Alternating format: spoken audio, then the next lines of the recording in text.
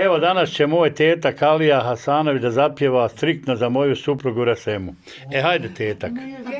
Ja bolujem, majko mila, tužna mi je mladost. U najboljim godinama ja ne znam za radost. Svakog jutra zora sjajna radost najavljuje. Očekujem da me zračak sunca pomiluje.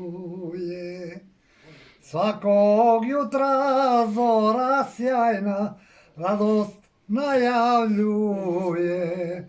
Očekujem da me zračak sunca pomiluje.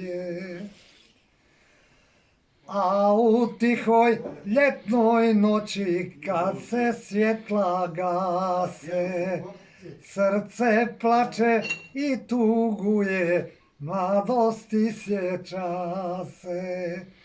Ti se nadaj, majko mila, da ću ozdraviti i u našem tihom domu kolo zaigrati. Ti se nadaj, majko mila, da ću ozdraviti i u našem tihom domu kolo zaigrati.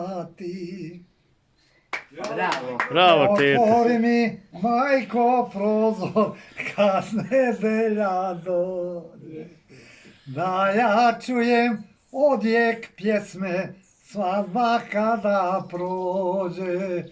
Nek do mene dođu zvuci svadbenog veselja, da i mene obraduje vesela nedelja.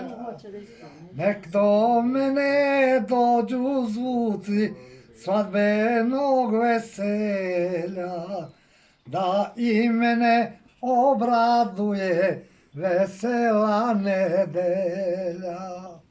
Bravo, svaka čast. Perim teta.